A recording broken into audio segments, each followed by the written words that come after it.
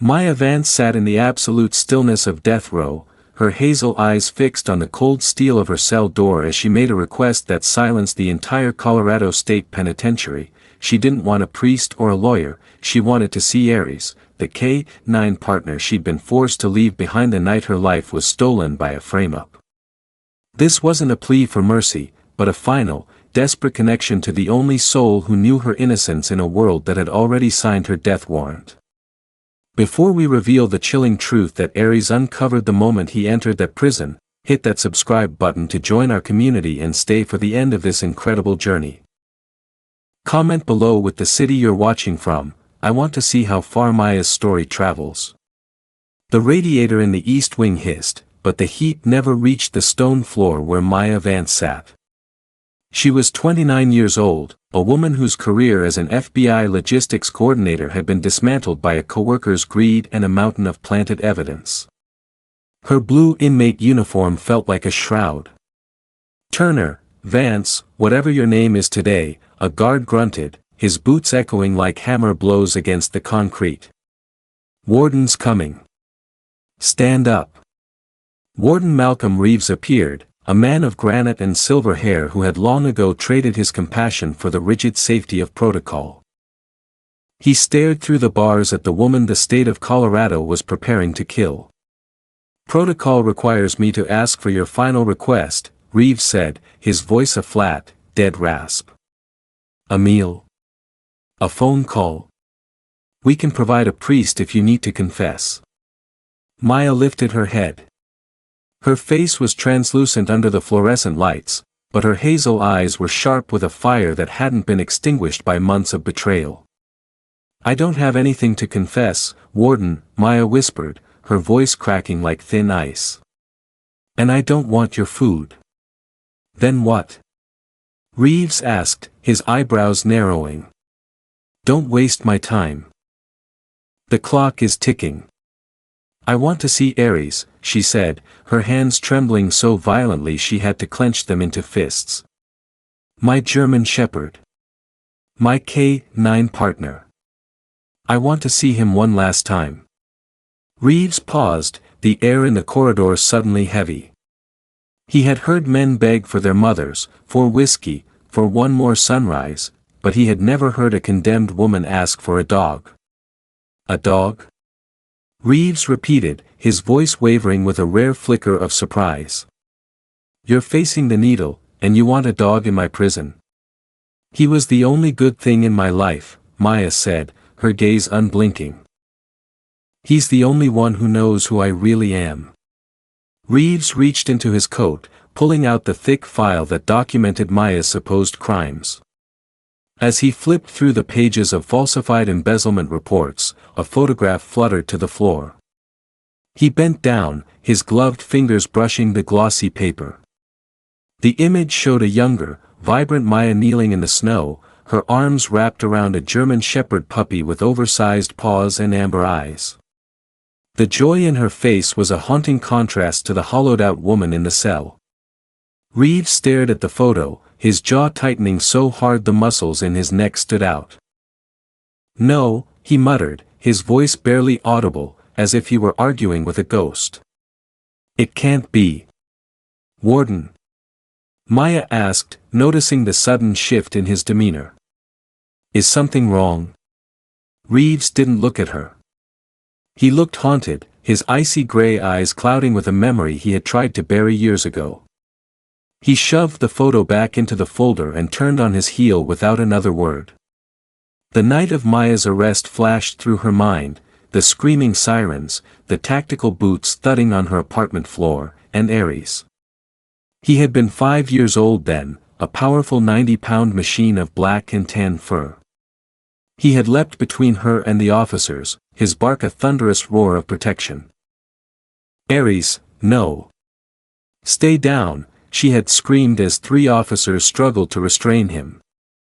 They had drugged him, dragging his unconscious body away while she was hauled off in handcuffs. Now, miles away at a ranch outside the city, Aries was living a life of quiet grief. He had been adopted by Carl Benson, a retired Army sergeant who understood the weight of a soldier's soul. Carl watched the dog every evening.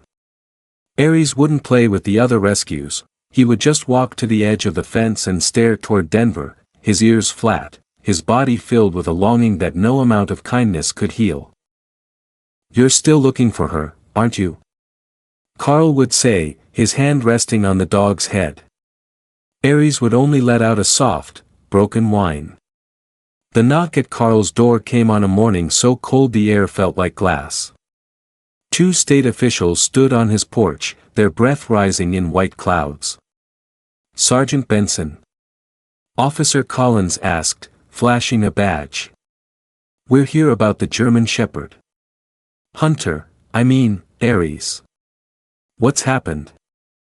Carl asked, his hand gripping the doorframe. "If you're here to take him back to a shelter, you can turn around right now." "It's not that," the official, Lisa Warren, said softly.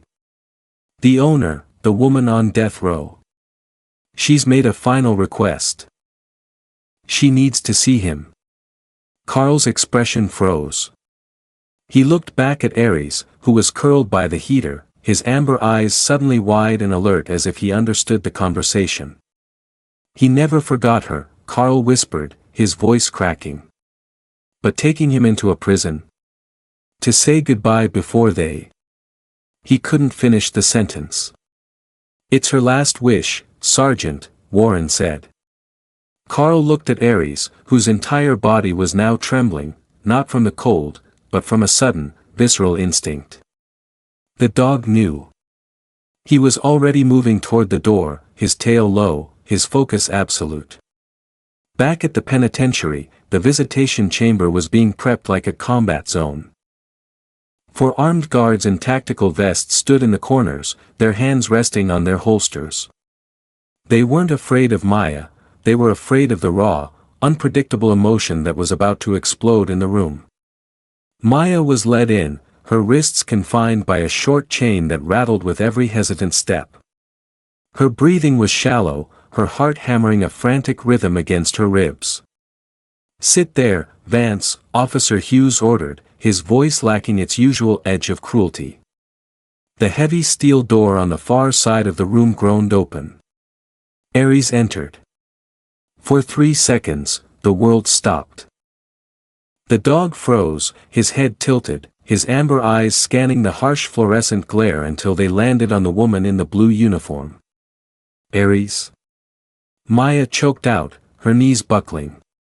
The dog lunged. He nearly ripped the leash from the deputy's hands, his claws scraping desperately against the polished tile. He didn't bark, he let out a sound that was half scream, half sob. Maya sank to the floor, her cuffed hands reaching out to bury her fingers in his thick fur. Aries pressed his forehead against her chest, his body shaking with a violent, desperate relief. "Oh God, Aries, you came," Maya sobbed into his neck. "I'm so sorry. I'm so sorry I left you." The guards, men and women hardened by years of witnessing the worst of humanity, looked away. Officer Hughes clenched his jaw, blinking rapidly against the sudden sting in his eyes. But then, the atmosphere shifted. Aries suddenly stiffened. His uncontrolled joy vanished, replaced by a rigid, terrifying tension. He pulled back from Maya's embrace, his ears flattening against his skull. A soft, low growl rumbled deep in his chest. "Aries? What is it?" Maya asked, wiping tears from her face, her voice trembling. The dog didn't look at the guards. He wasn't focused on the exit. He began to circle Maya, his nose lowering toward her uniform, sniffing frantically at her chest, just above her heart. His growl deepened, turning into a sharp, anxious bark. He began to paw at her sternum, his claws catching on the fabric of her inmate's shirt. "Easy, boy. Back off," the deputy shouted, tugging on the leash. But Aries wouldn't move. He barked again, a commanding, desperate sound that echoed off the cinderblock walls. He nudged Maya's chest with increasing urgency, his eyes blazing with a protective fury that no one understood. Maya placed her hand over the spot where Ares was clawing. Suddenly, her face drained of all color. She felt it, a faint, irregular flutter inside her chest, a jagged rhythm that didn't belong. "Warden!" Officer Hughes yelled, seeing Maya slump forward. "Something's wrong. Get the medic in here now." Ares stood over her, baring his teeth at the approaching guards, his body a living shield. He knew something they didn't. The state was planning to take Maya's life in a week, but Ares had just sensed that her heart was failing her right now. The reunion that was supposed to be a final goodbye had just turned into a race against a clock no one knew was running. The cold in the visitation room suddenly felt heavy, like a shroud settling over Maya's shoulders as she collapsed into Ares's thick fur. Officer Hughes didn't hesitate, his boots thundering across the tile as he signaled the emergency protocol. "Get medical in here. Now," he roared, his voice cracking with an urgency that bypassed all prison hierarchy. Ares refused to budge, his powerful frame positioned as a living barricade between Maya and the guards, his growl vibrating through the floor like a warning from the deep. Through the blur of her fading vision, Maya saw the steel door slam open and Dr. William Harris rush inside, his rectangular glasses nearly sliding off his nose. The doctor knelt beside her, his hands steady despite the chaos, but Ares snapped his jaws, a sharp, metallic click that stopped Harris in his tracks. "I'm helping her, boy. I'm helping her," Harris shouted, raising his palms in a desperate plea for trust. Ares locked eyes with the doctor for a fraction of a second, reading the man's intent before reluctantly sinking back onto his haunches, though his muscles remained coiled like a hair trigger. Harris pressed his stethoscope against Maya's chest, his face hardening into a mask of professional dread. "She's in severe cardiac distress," he muttered, loud enough for the guards to hear, his voice carrying the weight of a death sentence before the needle could even be prepped. "Her heart is failing. If we don't move her in the next hour, she's gone." Warden Reeves stood at the viewing window, his tall figure backlit by the harsh fluorescent glare, watching the scene with a gaze that finally began to fracture. He wasn't seeing a prisoner anymore, he was seeing the woman in the photograph, the one who had once known joy, now slipping away in a room built for punishment. "Warden, your orders," Hughes yelled, looking up at the glass. Reeves didn't answer immediately, his jaw tightening as the ghosts of his own past seemed to crowd the small observation booth. Then, with a sharp, decisive nod, he grabbed the intercom. "Ready the transport. She goes to Denver Health. And the dog stays with her." The news of the death row inmate and the K-9 who sensed her heart failing didn't stay within the prison's stone walls, it leaked out into the Denver streets like wildfire. Outside the gates, the crowd began to swell, people wrapped in heavy wool coats and scarves, their breath rising in thick white clouds against the gray sky. Pastor Aaron Wells stood at the front, his long coat buttoned to his chin, his voice leading a soft chant that grew into a roar of demand for mercy. "Justice with mercy," they cried, the sound echoing off the penitentiary's iron gates as news cameras swiveled to capture the shimmering snow falling over the protesters. Inside the ambulance, the air was sterile and cramped, filled with the rhythmic beep of monitors and the low hum of medical equipment. Lena Morris, a paramedic who had seen too much grief to be easily moved, watched in silence as Ares wedged himself beside the stretcher, his head pressed firmly against Maya's trembling arm. "He knows she's scared," Lena whispered, her fingers adjusting the oxygen mask on Maya's face while she watched the German shepherd's fierce, protective eyes. The ride was a blurred gauntlet of flashing lights and icy roads, but Ares never shifted his weight, acting as a stabilizer for the woman the world had tried to discard. When they reached the hospital, the chaos intensified, nurses and security guards moving in a practiced dance of urgency. Thomas Avery, a broad-shouldered security guard with a fatherly softness in his eyes, stepped forward to stop Ares at the threshold of the operating room. "She's in the best hands now, boy," he said, his voice a low rumble as he crouched to meet the dog's gaze. Ares whimpered, a sound so hollow and desperate it made the surrounding staff pause in their tracks, but he finally sat, his amber eyes glued to the swinging doors as they closed him out. Hours crawled by like decades in that sterile hallway, the snow continuing to pile up against the windows while Ares paced in tight, obsessive circles. Suddenly, the doors swung open, and Dr. Julia Sanderson emerged, her short dark hair mussed and her surgical mask hanging from one ear. She looked at the officers and then down at the dog who had been the talk of the surgical floor. "The surgery was successful," she announced, her voice calm but lacking its usual surgical coldness. "She's stabilized." Ares let out a single, sharp bark, a joyous explosion that echoed through the quiet corridor, making even the sternest officers crack a smile. But the victory was short-lived as a man in a sharp charcoal suit stepped into the light of the hallway, a briefcase in one hand and a look of grim determination on his face. It was Marcus Hale, a defense lawyer known for his relentless pursuit of the truth, his sandy hair slightly damp from the storm. "I've seen the footage from the visitation room," Marcus said, looking at the guards. "And I've seen the autopsy report of the man she supposedly killed. Things don't add up." Maya awoke near dawn, her vision a hazy landscape of white light and rhythmic clicking. The first thing she felt wasn't the pain in her chest, but the familiar, coarse texture of Ares's fur against her hand. He was resting his head on the edge of the bed, his breathing a soft, steady rhythm that matched her own. "You're here," she breathed, her voice a ghost of a whisper. Ares nudged her palm, a soft whine escaping him as if he were telling her the fight was only beginning. Marcus Hale entered the room, his wire-rimmed glasses reflecting the morning light. "Maya, I've been combing through your logistics logs from the FBI," he said, sitting in the hard plastic chair beside her bed. "The embezzlement scheme wasn't just a frame-up, it was a distraction. Someone was moving more than money through your department." Maya tried to sit up, but the weight of the surgery pinned her down. "I told them," she gasped. "I told them the numbers didn't match." Marcus leaned in, his voice dropping to a low, intense frequency. "They're not just going to let you walk away because you survived a heart attack. The governor suspended the execution, but the conviction still stands."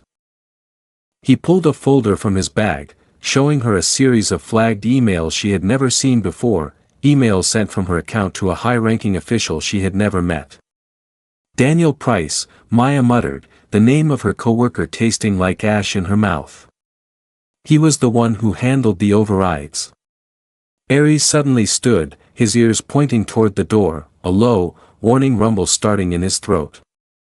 The sound of heavy footsteps approached the room, not the rhythmic pace of nurses, but the sharp, synchronized strike of tactical boots. Marcus stood, his jaw set, as the door opened to reveal Warden Reeves and two state officials Maya didn't recognize. "The medical stay is over, Hale," one of the officials said, his olive skin tight across his cheekbones. "She returns to the penitentiary tonight." Ares bared his teeth, a silent, terrifying promise of violence that made the officials hesitate at the threshold. "Would you like me to proceed?" The tension in the hospital room became a physical weight as Marcus Hale stepped between the bed and the state officials, his hands raised not in surrender, but in a calculated challenge. Ares's growl deepened, a primal vibration that seemed to shake the very four stands, his amber eyes locked onto the men who represented the machine that had crushed Maya's life. "You can't take her back," Marcus stated, his voice ringing with a cold, absolute authority that made Warden Reeves pause. "Moving her now, in this state, after a major cardiac event, is a direct violation of the governor's stay of execution." The lead official, Mark Collins, tightened his grip on his clipboard, his olive skin flushing with irritation. "The governor stayed the execution, Hale, not the incarceration," Collins snapped, but his eyes kept darting toward the bared teeth of the German shepherd. Maya felt the frantic beat of her heart, now stabilized by steel and medicine, but still vulnerable to the terror of returning to that gray, hollow cell. She reached out, her fingers catching Marcus's sleeve, her voice a ragged whisper. "Marcus, please, don't let them, not yet," she begged, the raw desperation in her tone making even the stoic Gak Rachel Kim shift her stance in discomfort. Marcus didn't look back. He was already pulling a fresh stack of documents from his briefcase, his face set in a mask of relentless focus. "Warden, I've just filed a motion for an emergency evidentiary hearing based on new discovery," Marcus announced, his eyes fixed on Reeves. "I have the logs Daniel Price thought he deleted. I have the trail of the embezzled funds leading not to Maya's account, but to an offshore shell company owned by the lead prosecutor." The room went silent, the only sound the rhythmic hiss of the oxygen machine and the low, warning rumble of the dog. Warden Reeves, the man carved from granite, looked at Maya, then at the dog who had saved her, and for the first time, the iron protocol he had lived by seemed to crack. "If what you're saying is true, Hale, you're accusing the entire district attorney's office of a capital conspiracy," Reeves said, his voice unusually low. Marcus didn't blink. "I'm not accusing them, Warden. I'm proving it." Suddenly, Ares's ears swiveled toward the hallway, his posture shifting from defensive to aggressive in a heartbeat. He barked, a sharp, alarming sound that wasn't directed at the men in the room, but at the door. Before anyone could react, the door burst open again, but it wasn't more guards. It was Sarah Donovan from the rescue center, her red hair wild and her glasses crooked on her nose, her face pale with fright. "They're outside," she gasped, looking at Marcus. "The protesters, the police are trying to move them back, but there are men in plain clothes. They're not cops, Marcus, they're armed and they're trying to get into the service elevator." Collins and the other state officials exchanged a sharp, guilty glance that didn't escape Maya's notice. The realization hit her like a physical blow: the people who framed her weren't going to let her have her day in court. They were here to finish what the heart attack hadn't. "Reeves, get her out of here!" Marcus yelled, grabbing the edge of Maya's bed as the sound of distant shouting and shattered glass echoed from below. The warden didn't hesitate this time. The photograph of the girl in the snow was burned into his mind, and his brother's memory wouldn't let him stand by while another life was stolen. "Hughes, Kim, secure the hallway." Reeves barked, his voice returning to its military precision. "We're not moving her to the prison. We're moving her to the secure ward in the basement." Ares lunged toward the door, his bark now a war cry as he sensed the threat approaching. Maya felt the bed lurch as Hughes and Kim grabbed the frame, the wheels screaming against the tile floor as they raced into the corridor. Hunter stayed glued to her side, his muscles rippling with every stride, his amber eyes scanning every doorway they passed. As they reached the elevators, a group of men in dark windbreakers rounded the corner, their hands moving toward the small of their backs. "Stop the bed," one of them commanded, flashing a badge that looked too new, too bright. Ares didn't wait for an order. He launched himself at the lead man, his 90-pound frame a blur of black and tan fury. The man went down with a scream, his weapon skidding across the floor as Ares locked onto his shoulder. "Ares, no!" Maya cried out, her hand reaching for him, but Hughes kept pushing the bed. "Leave him, Vance. He's buying us time." Hughes roared as they shoved the bed into the service elevator. The doors began to slide shut, and for a terrifying second, Maya thought she was losing him again. But at the last possible moment, Ares broke away from the downed man and slid through the closing gap, his chest heaving, his eyes fixed on Maya. The elevator groaned as it descended, the silence inside broken only by Maya's ragged breathing and the dog's frantic whining. In the flickering light of the elevator, Maya looked at Warden Reeves. The man's stern face was covered in a thin sheen of sweat, his hand resting on his service weapon. "Why are you helping me?" she whispered, her fingers buried in Ares's fur for strength. Reeves looked at her, and for the first time, she saw a flicker of the compassion that had been buried under years of prison stone. "Because a dog like that doesn't lie, Turner," he said quietly. And because if I let them kill you, I'm no better than the people who shot my brother. The elevator doors opened into the cold, sterile basement, but instead of safety, they were met by Marcus Hale, who had taken the stairs, his face grim as he held up his phone. Maya, the governor just issued a second statement, he said, his voice trembling with a mix of fear and triumph. He's not just reviewing the case. He's ordered a full state-level investigation into the FBI's regional office. Maya felt a surge of hope, but it was quickly eclipsed by a shadow moving at the end of the hall. It was Daniel Price, the coworker who had framed her, his face a mask of sweating, desperate terror as he held a small, black device in his hand. It wasn't supposed to be like this, Maya, he screamed, his voice echoing off the cinder blocks. They told me you'd just go away. They told me the needle would handle it. Ares stepped forward, a low, tectonic growl starting in his throat, his teeth bared in a silent promise of destruction. Maya looked at Daniel, the man she had once trusted as a friend, and she realized the truth wasn't just coming, it was already here, and it was as sharp as a K9's grip. The standoff in the sterile basement corridor felt like a vacuum, sucking the air out of Maya's lungs as she stared at Daniel Price, the man whose lies had nearly ended her life. Daniel's hand shook violently as he clutched the black device, his eyes darting between the armed guards and the bared teeth of Ares, the German shepherd who was now the only thing standing between him and the truth. Don't come any closer. Daniel shrieked, his voice cracking with a coward's desperation. Warden Reeves stepped forward, his hand resting on his holster, his face a mask of granite that didn't flinch at the threat. It's over, Price, Reeves said, his voice a low, lethal rumble. The governor's office has the logs. The FBI is being purged from the top down. There is no one left to protect you. Maya felt a surge of nausea as she looked at her former friend, the betrayal tasting like ash in her mouth. Ares let out a low, tectonic growl, his muscles rippling under his thick black and tan coat as he sensed the killing intent radiating from the man in front of them. I had no choice. Daniel yelled, tears of self-pity streaming down his face.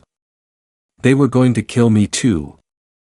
I just had to make the numbers work, and you were the perfect target, Maya. You were too honest for your own good. Maya's hands clenched the hospital bedsheet, the metal cuffs rattling against the frame, a sound that seemed to ignite Ares's protective fury.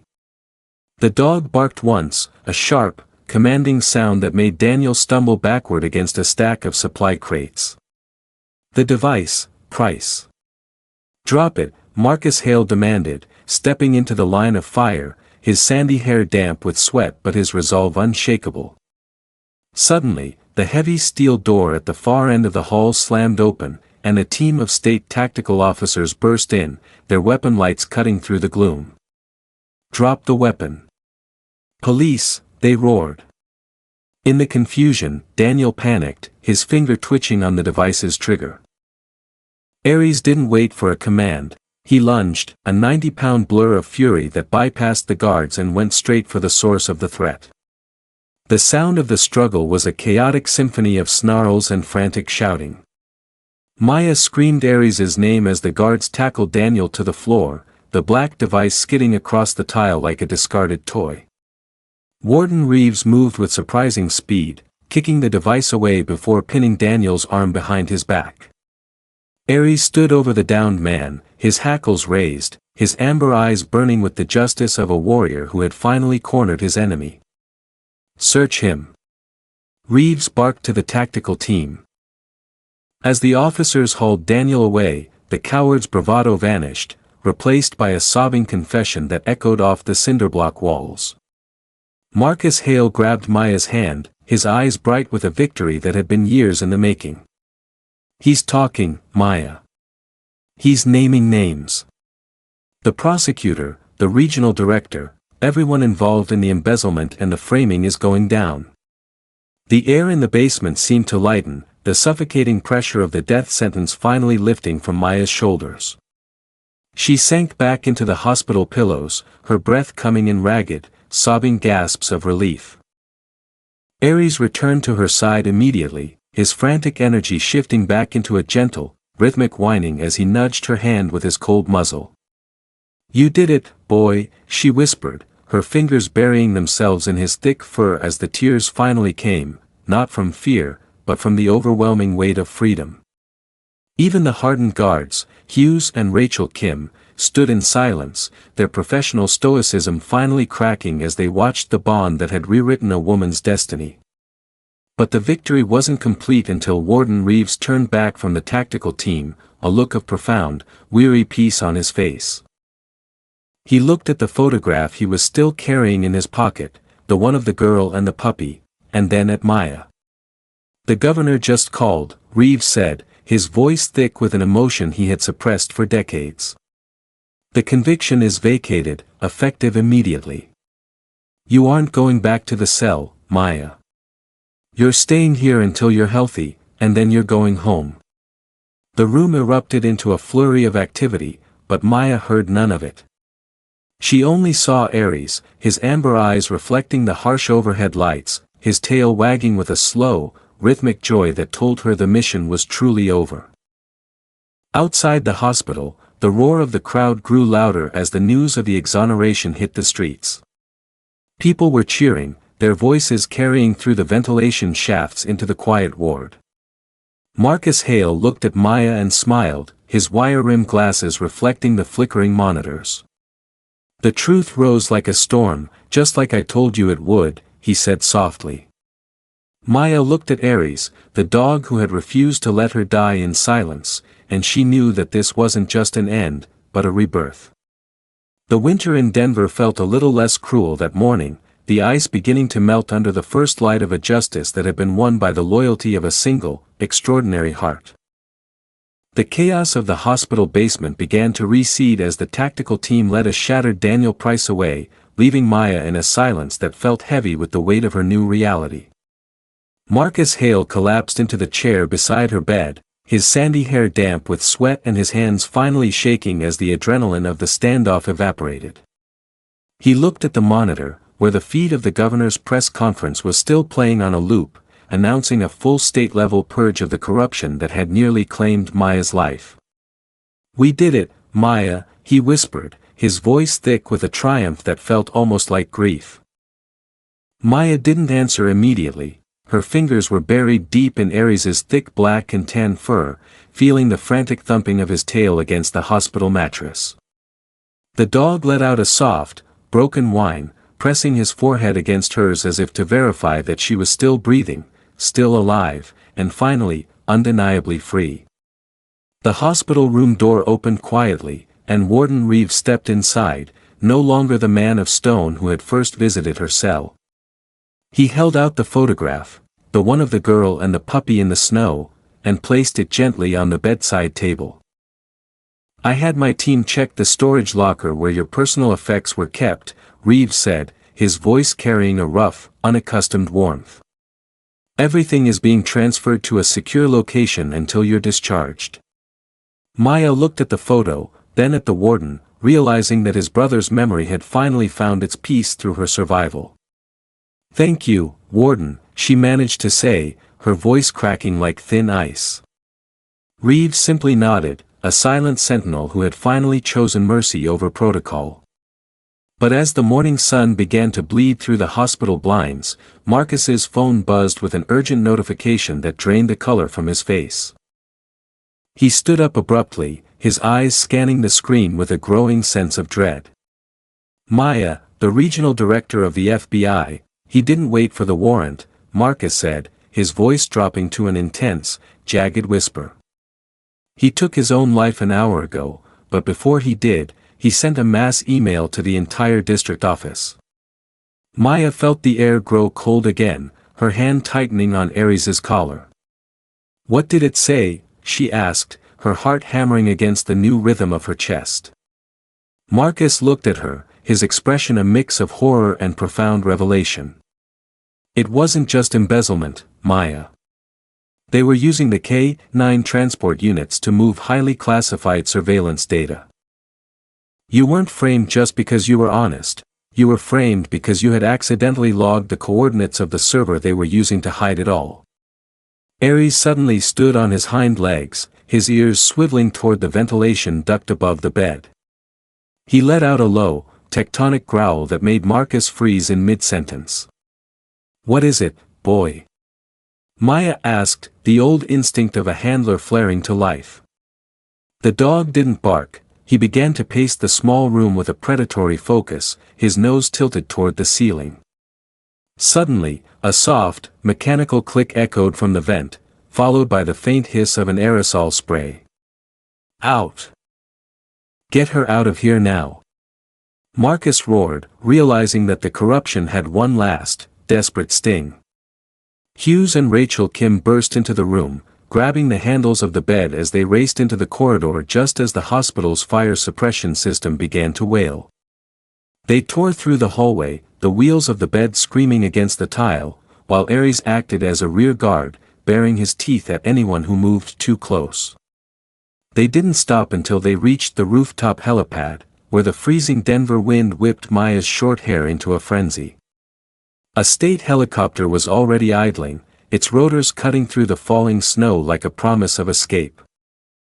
Warden Reeves was there, holding the door open, his coat billowing in the downwash.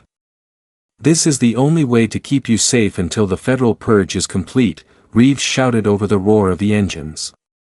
Maya looked at the helicopter, then at Ares, who was already leaping into the cabin, refusing to let even a foot of distance grow between them.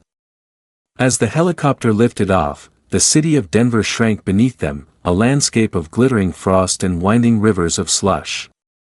Maya looked down at the prison she had once thought would be her tomb, and then at the dog resting his head on her lap. The amber eyes that had once watched her from a shelter cage were now bright with a warrior's peace. She realized then that Ares hadn't just saved her life in the visitation room, he had been saving her since the day she first brought him home as a pup. He was the bridge between her past and a future she had never dared to dream of. Months later, the misty rain of Seattle felt like a rebirth, a soft curtain that washed away the grit of the Colorado penitentiary. Maya stood at the edge of a rugged cliffside, wearing durable outdoor gear and waterproof boots, watching a new generation of K-9s move through a search and rescue course she had designed. Beside her, Ares trotted with a proud, measured gait, his service harness gleaming in the gray light. He was no longer a dog waiting for a ghost, he was a hero, recognized by a nation that had nearly allowed his partner to be forgotten. Marcus Hale visited often, bringing news of the final convictions and the restitution that would never truly pay for her stolen years. "You changed the system, Maya," he said one evening as they walked along the wet Seattle streets, the street lamps reflecting off puddles like scattered stars. "You and Ares proved that the truth can't be buried if someone is brave enough to keep looking for it." Maya looked at Ares, who was currently being hugged by a group of neighborhood children, his tail wagging with a slow, rhythmic joy. She knew that her story wasn't just about a wrongful sentence or a lucky medical intervention. It was about a bond that had been forged in fire and tested in the coldest of winters, a bond that had refused to die even when the whole world was telling it to walk away. As she turned back toward her home, a warm cabin tucked away in the pines, Maya felt a profound sense of gratitude for the miracle that had arrived on 4 paws. She had been a logistics coordinator who focused on numbers, but she had learned that the only calculation that truly mattered was the one of loyalty. Ares looked back at her, his amber eyes reflecting the light of the house, and in that moment, she knew they were finally, truly home. The loyalty of a dog is not just a comfort, it is a fierce, uncompromising force of nature that can rewrite destiny and prove that even in the darkest prison, love is the only truth worth fighting for.